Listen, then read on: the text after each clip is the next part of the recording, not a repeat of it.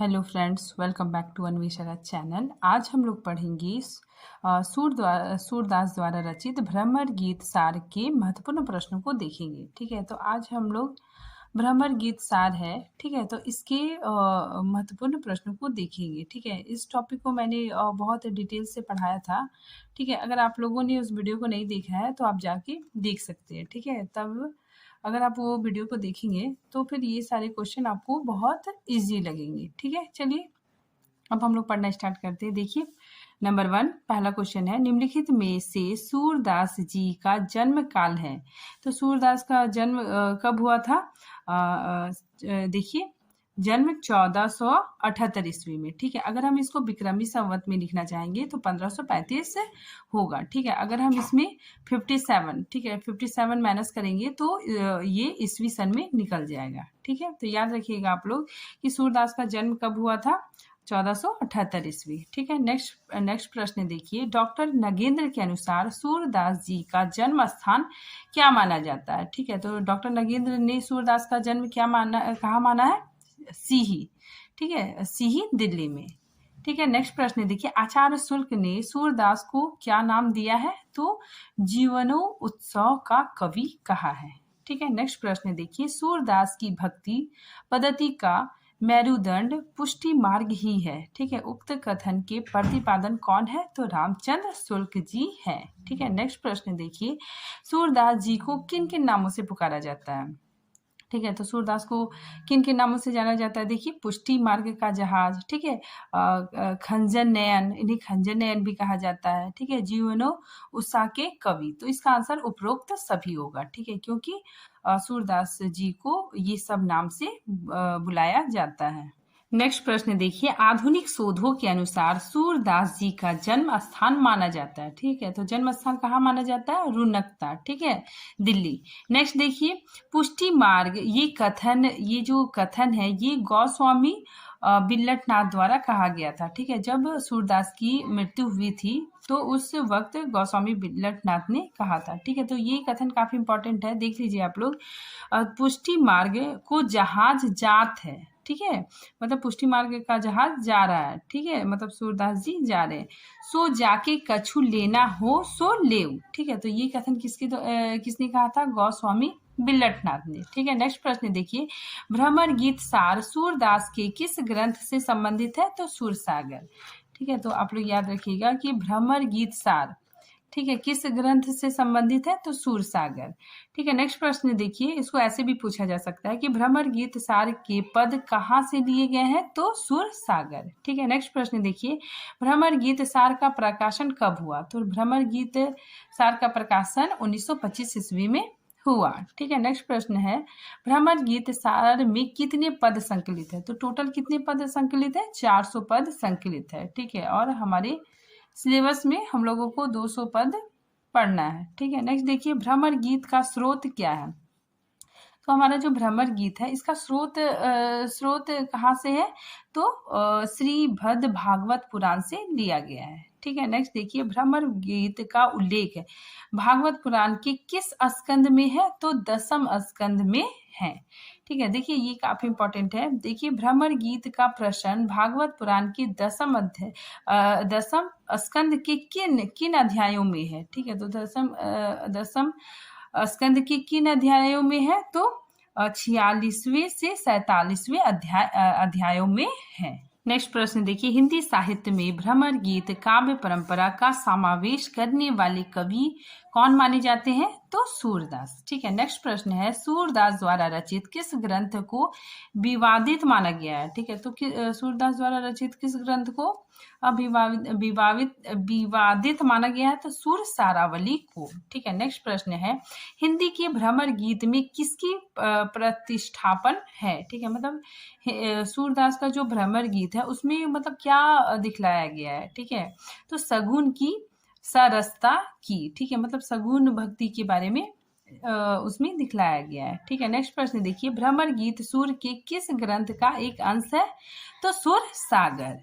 ठीक है, नेक्स्ट प्रश्न है, भ्रमर गीत की रचना का उद्देश्य क्या है? तो भ्रमर गीत की रचना का उद्देश्य क्या है?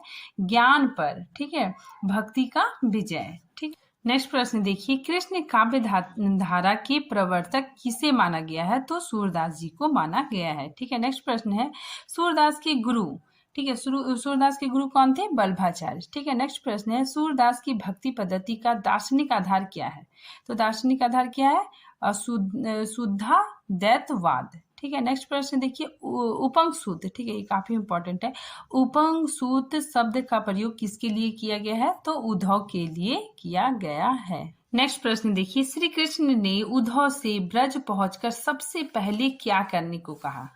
तो श्री कृष्ण ने उद्धव से सबसे पहले ब्रज पहुंच के क्या करने को कहा? देखिए, नंद बाबा को प्रणाम करके। ठीक है, वो श्री कृष्ण ने कहा कि नंद बाबा को सबसे पहले प्रणाम कीजिएगा। ठीक है, तो नंद बाबा को प्रणाम करके एवं कुशल समाचार देने को कहा। ठीक है, नेक्स्ट प्रश्न देखिए, मंत्री एक बनत बसत हमार, पंक्ति में मंत्री, ठीक है, ये काफी इंपॉर्टेंट है। देखिए, मंत्री शब्द में किसकी ओर संकेत किया गया है? तो राधा की ओर। ठीक है, नेक्स्ट प्रश्न देखिए, वृंदावन की रखवाली कौन करता है? वृंदावन की रखवाली कौन करता है? तो ब्रज देवी। ठीक है, नेक्स्ट प्रश्न है, श्री कृष्ण ने उद्धव के हाथ नंद के कठोर होने का संदेश क्यों भेजा?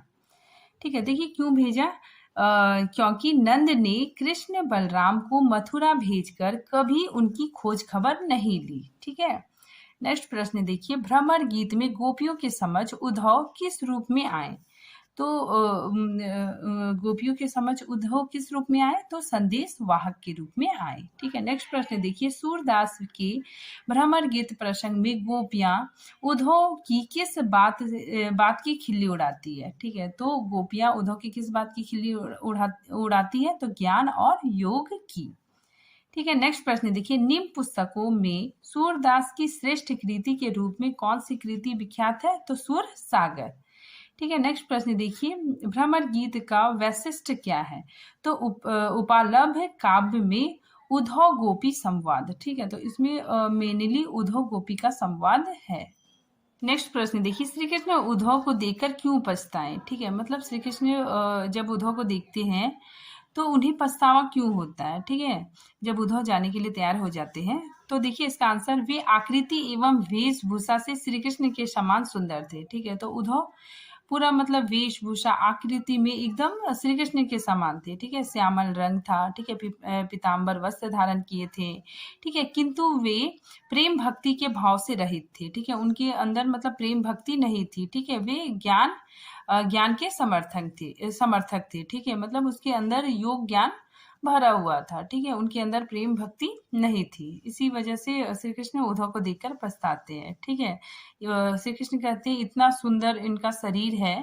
ठीक है, अगर इनकी बुद्धि भी इतनी अच्छी होती तो बात ही कुछ और होती। ठीक है, सूरदास प्रभु हाँ क्यों आवे, बंधे कुब्जा रस श्याम। ठीक है, पंक्ति में गोपियों का कौन सा भाव अभिव्यक्त हुआ? ठीक है, तो यहाँ पे गोपियां कहती है कि भगवान श्री कृष्ण क्यों आएंगे, वे तो कुब्जा के प्रेम में बंधे हुए हैं। ठीक है, तो इस पंक्ति में गोपियों का कौन सा भाव अभिव्यक्त होता है? तो असूया। ठीक है, असूया क्या होता है ना, मतलब ईर्ष्या का भाव। ठीक है, एक स्त्री जब मतलब दूसरी स्त्री से जलन का भाव रखती है तो उसी को क्या कहते हैं? ईर्ष्या, असूया भाव। हुरी सखी सुफलक सुत आयो परियो संदेह उर गाढ़े पंक्ति में। ठीक है, सुफलक सुत शब्द किसके लिए आया है? ठीक है, तो ये काफी इंपॉर्टेंट है कि सुफलक सुत शब्द किसके लिए आया है? तो अकूर जी के लिए आया है। ठीक है, नेक्स्ट प्रश्न देखिए, उद्धव से मिलकर गोपियों को कैसा सुख मिला? ठीक है, जब गोपियां उद्धव से मिली तो उन्हें कैसा अनुभव हुआ? ठीक है, देखिए उन्हें वही सुख मिला जो मछली को पानी मिलने पर प्राप्त होता है। ठीक है, नेक्स्ट देखिए, सूरदास यह सुनी बातें श्याम रहे सिर नाई, पंक्ति में श्री कृष्ण के सिर झुकाने का क्या कारण था? तो वे कुब्जा और गोपियों के अपने प्रति प्रेम की एक निष्ठता और गहराई को जानते थे। ठीक है, तो यहाँ पे जब कुब्जा गोपियों के बारे में और ब्रजवासियों के बारे में मतलब कुछ बुरा बोलती है या फिर बोलती है तो उसमें क्या होता है ना, श्री कृष्ण कुछ भी नहीं बोलते हैं। ठीक है, क्योंकि वे जानते हैं कि कुब्जा और गोपियां भी मतलब श्री कृष्ण से एक निष्ठता प्रेम करती है। आगे देखिए, श्री कृष्ण ने यशोदा मैया से क्या संभाल कर रखने को कहा? तो बांसुरी। ठीक है, तो श्री कृष्ण ने यह संदेश भेजा था कि उद्धव तुम मेरी यशोदा मैया को बोलना कि मेरी मेरी जो खिलौने हैं उसे संभाल कर रखे। ठीक है, क्योंकि राधा आके उसे हो सकता है कि चुरा के ले जाए। ठीक है, नेक्स्ट प्रश्न देखिए, श्री कृष्ण किसे संदेश वाहक बनाकर भेजते हैं? तो उद्धव को। ठीक है, नेक्स्ट प्रश्न देखिए, वृषभानु तनया, ठीक है, या फिर वृषभानुजा, ठीक है, किन्हें कहा गया है? तो राधा को। ठीक है, नेक्स्ट प्रश्न देखिए, किन के रूप रंग शरीर में समानता बताई गई है? तो उद्धव और कृष्ण दोनों के रूप रंग शरीर में समानता बताई गई है। ठीक है, नेक्स्ट प्रश्न है, उद्धव जी का ज्ञान गर्व किसको देखकर नष्ट हो गया? तो गोपियों को देखकर उनका ज्ञान गर्व नष्ट हो गया। ठीक है, नेक्स्ट प्रश्न देखिए, गोपियों के प्रेम को देखकर उद्धव पर क्या प्रभाव पड़ा?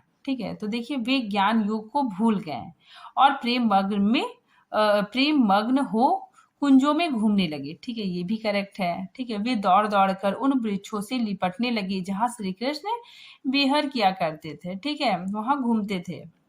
नेक्स्ट है, वे गोपियों के पैर पकड़कर कहने लगे कि तुम्हारा प्रेम धन्य है। ठीक है, तो यहाँ पे उद्धव को पूरी तरह से हृदय परिवर्तन हो जाता है। ठीक है, तो इसमें उपयुक्त सभी आंसर होगा। नेक्स्ट प्रश्न है, यद्यपि मथुरा विभव बहुत है, ठीक है, तुम बिन कहाँ सुहाय, कृष्ण ने इन पंक्ति के द्वारा किसे संदेश दिया है? तो नंद बाबा को। वे नंद बाबा को कहते हैं कि जो मथुरा में वैभव बहुत है लेकिन मुझे मतलब यहाँ पे मन नहीं लगता है। ठीक है, नेक्स्ट प्रश्न देखिए, भ्रमर गीत काव्य का उद्देश्य क्या है? ठीक है, मतलब इस काव्य का उद्देश्य क्या है? तो सगुन का मंडन और निर्गुण का खंडन। ठीक है, मतलब सगुन की स्थापना और निर्गुण का खंडन। ठीक है, नेक्स्ट प्रश्न देखिए, श्री कृष्ण के अनुसार काम रूपी अग्नि में गोपियों के हृदय किसके समान जल रहे थे? तो तुल मतलब रुई के समान जल रहे हैं। ठीक है, नेक्स्ट प्रश्न देखिए, गोपियों को कृष्ण विरह की आग में, ठीक है, मतलब गोपियां कृष्ण की विरह की आग में जलकर भस्म होने से कौन रोक रहा है? तो उनके आंसू के जल रोक रहे हैं। ठीक है, नेक्स्ट देखिए, जिया जल बिनु मीन कहा गया, किसे कहा गया? गोपियों को। ठीक है, नेक्स्ट देखिए, भेटत हृदय जुड़ाई पंक्ति में जुड़ाई शब्द का क्या अर्थ है? तो प्रसन्न होना। ठीक है, नेक्स्ट देखिए, भ्रमर गीत सार के 10वें पद में क्या मूल भाव छिपा हुआ है? तो अतीत की याद। ठीक है, नेक्स्ट प्रश्न देखिए, जदुपति, जदुपति किसके लिए आया है? श्री कृष्ण के लिए। ठीक है, श्री कृष्ण को जदुपति कहा गया। ठीक है, तो देखिए, जदुपति लखियो तेही मुस्कात, इस पंक्ति में तेही शब्द किसके लिए आया है? तो उद्धव के लिए आया है। नेक्स्ट प्रश्न देखिए, कही जसुमती पुत जेव करी प्रेम। ठीक है, इस पंक्ति में प्रयुक्त शब्द पुत जेव का क्या अर्थ है? तो पुत्र भोजन कर लो। ठीक है, नेक्स्ट प्रश्न देखिए, यहाँ नहीं मन लगता पंक्ति में श्री कृष्ण से कौन से स्थान पर मन नहीं लगने की बात कही गई है? तो मथुरा में। ठीक है, श्री कृष्ण कहते हैं कि मुझे मथुरा में बिल्कुल भी मन नहीं लगता है। ठीक है, मुझे ब्रज प्रदेश की बहुत याद आती है। ठीक है, नेक्स्ट देखिए, अपना सुख संदेश सुनाकर कृष्ण किसका दुख मिटाना चाहते हैं? तो गोपियों का। ठीक है, फिर नेक्स्ट प्रश्न देखिए, कृष्ण ने उद्धव को सावधान होकर किसके किसके समक्ष सिर नवाने को कहा था? तो राधा रानी के पास। ठीक है, नेक्स्ट प्रश्न देखिए, श्री कृष्ण ने नंद बाबा को कठोर क्यों कहा है? ठीक है, तो श्री कृष्ण ने नंद बाबा को कठोर क्यों कहा है? क्योंकि कृष्ण और बलराम को मथुरा छोड़ने के बाद कभी भी उन लोगों के बारे में कोई भी खोज खबर नहीं ली। ठीक है, नेक्स्ट देखिए, कौन ब्रज में कृष्ण का वेश धारण करके रहती है? तो राधा। ठीक है, राधा श्री कृष्ण का वेश धारण करके रहती है। ठीक है, नेक्स्ट प्रश्न देखिए, कृष्ण ब्रज में कब आने की बात कहे हैं? ठीक है, तो कब आने की बात कहे हैं? तो आजकल में इसमें कहा गया है। ठीक है, नेक्स्ट देखिए, उद्धव जी किस मार्ग के अनुसरण करता है? तो ज्ञान मार्ग के। ठीक है, तो उद्धव जी ज्ञान मार्ग के अनुकर्ता है। ठीक है, नेक्स्ट देखिए, कृष्ण जागते सोते चलते उठते किसे याद करते रहते हैं? तो नंद यशोदा और ब्रज के गोप गोपियों को याद करते हैं। नेक्स्ट देखिए, दोहु दुखी होन नाही पावही पंक्ति में दोहू शब्द का प्रयोग किसके लिए हुआ है? तो सफेद व काली गाय के लिए हुआ है। ठीक है, नेक्स्ट देखिए, श्री कृष्ण ने योग को सच्चा ज्ञान समझ लिया। ठीक है, यह सोचकर उद्धव जी का नेत्र कैसा हो गया? ठीक है, तो जब श्री कृष्ण बोलते हैं कि तुम उद्धव को बोलते हैं कि तुम जाके मतलब गोपियों को योग की शिक्षा दो। ठीक है, तब जो उद्धव है वो समझते हैं कि श्री कृष्ण ने भी योग को सच्चा ज्ञान समझ लिया है। ठीक है, तो यह सोच के उनके नेत्र आकाश में चढ़ जाते हैं। ठीक है, तो देखिए इसका आंसर, उद्धव के नेत्र में आकाश चढ़ गए। ठीक है, अर्थात उद्धव को अपने ज्ञान योग पर गर्व होने लग गया था। ठीक है, तो श्री कृष्ण ने जब ऐसा कहा था तो उद्धव को ऐसा लगा, मतलब श्री कृष्ण उद्धव को अपने ज्ञान योग पर गर्व होने लग गया था। ठीक है, नेक्स्ट देखिए, उद्धव को कौन सा काज आसान लगा? ठीक है, तो उद्धव को स्त्रियों को योग सिखाने का काज आसान लगा। ठीक है, तो उद्धव को लगा कि गोपियों को, ठीक है, मतलब योग सिखाना कोई बड़ी बात नहीं है। ठीक है, स्त्रियां तो वैसे ही बहुत भोली भाली होती है। ठीक है, तो उसे सिखाना कोई बड़ी बात नहीं है। नेक्स्ट देखिए, कुब्जा द्वारा किन्हें उपालभ्य दिया गया? तो ब्रजवासियों को। ठीक है, तो कुब्जा ब्रजवासियों को, गोपियों को भी मतलब बुरे बुरे संवाद बोलती है। नेक्स्ट देखिए, रही ठगी तीही ठाम पंक्ति में ठाम शब्द का क्या अर्थ है? तो उसी जगह या स्थान। ठीक है, नेक्स्ट प्रश्न देखिए, किसको दूर से आते देखकर, ठीक है, मतलब किसको दूर से आते देखकर गोपियों को लगा कि वे मतलब श्री कृष्ण आ रहे हैं। ठीक है, तो गोपियां उन्हें कृष्ण समझ बैठी, तो उद्धव को। ठीक है, क्योंकि उद्धव ने श्री कृष्ण के समान वेशभूषा धारण किया था। ठीक है, उनका रंग भी श्यामल था। नेक्स्ट देखिए, सुफलक सूत। ठीक है, काफी इंपॉर्टेंट है। सुफलक सूत शब्द किसके लिए प्रयुक्त हुआ है? तो उद्धव के लिए। नेक्स्ट प्रश्न देखिए, उद्धव जी के योग भरे वचनों को सुनकर गोपियां कैसी हो गई? ठीक है, तो उद्धव जब योग शिक्षा दे रहे थे तो उनके वचनों को सुनकर गोपियां को कैसा अनुभव हुआ? ठीक है, तो देखिए, मानो अमृत से सींची बैल, ठीक है, मतलब अमृत से सींचा हुआ बेल को विश्व रूपी अग्नि जला दिया हो। ठीक है, मतलब उद्धव का जो ज्ञान है वो विष के समान लग रहा था। ठीक है, तो विष रूपी अग्नि जला दिया हो। ठीक है, नेक्स्ट प्रश्न देखिए, सुनहु मधुप शब्द किसके लिए आया है? ठीक है, तो मधुप शब्द किसके लिए आया है? तो उद्धव के लिए। ब्रज से लौटते समय उद्धव जी किसके वेश धारण करके मथुरा लौटे? ठीक है, तो जब उद्धव वापस मथुरा लौट रहे थे तो वो कौन सा वेश धारण करते हैं? तो गोप का। ठीक है, नेक्स्ट देखिए, नेत्र और नासिका के अग्रभाग को क्या कहा जाता है? तो त्रिकुटी। ठीक है, तो उद्धव ने बोला था कि त्रिकुटी में ब्रह्म रहता है। ठीक है, तो ये त्रिकुटी किसे कहा जाता है? नेत्र और नासिका के अग्रभाग को त्रिकुटी कहा जाता है। ठीक है, और त्रिकुटी में ब्रह्म का निवास होता है। ठीक है, नेक्स्ट देखिए, जदुपति नाम भुलाकर उद्धव कृष्ण को क्या कहकर पुकारने लगे? तो गोपाल। ठीक है, पहले जो उद्धव थे वो श्री कृष्ण को जदुपति कह के हमेशा बुलाते रहते थे। ठीक है, लेकिन जब वे वापस लौट के आए, ठीक है, ब्रज से वापस लौट के आए, तो वे श्री कृष्ण को गोपाल या गोसाई कहने लगे। ठीक है, जो ब्रजवासी श्री कृष्ण को कहते थे, तो वही उद्धव भी श्री कृष्ण को वापस लौटने के बाद श्री कृष्ण को गोपाल या गोसाई कहने लगे। ठीक है, नेक्स्ट प्रश्न देखिए, श्री कृष्ण ने उद्धव जी से लौट आने के बाद क्या प्रश्न पूछा? ठीक है, तो श्री कृष्ण ने जब उद्धव लौट आए, ठीक है, वापस ब्रज से लौट आए, तो श्री कृष्ण ने क्या प्रश्न पूछा? देखिए, तो श्री कृष्ण प्रश्न पूछते हैं कि गोपियों को योग सिखाए। नेक्स्ट प्रश्न देखिए, भ्रमर गीत सार के लेखक व भाषा का नाम क्या है? तो भ्रमर गीत सार के लेखक आचार्य रामचंद्र शुल्क है। ठीक है, आचार्य रामचंद्र शुल्क ने संपादन किया। ठीक है, और इसकी जो भाषा है वो ब्रज है। ठीक है, नेक्स्ट देखिए, मूर्ख है यादव जात। ठीक है, तो इस पंक्ति में यादव जात शब्द किसके लिए आया है? तो उद्धव के लिए। ठीक है, तो ये प्रश्नों का सिलसिला यहीं पे खत्म होता है। आपको इसका पीडीएफ चाहिए तो आप मेरे जो टेलीग्राम चैनल है उससे जुड़ सकते हैं। ठीक है, उसमें मैं इसको पीडीएफ बना के डाल दूंगी। ठीक है, तो आज के लिए इतना ही है। मिलते हैं नेक्स्ट टॉपिक में, तब तक के लिए थैंक यू।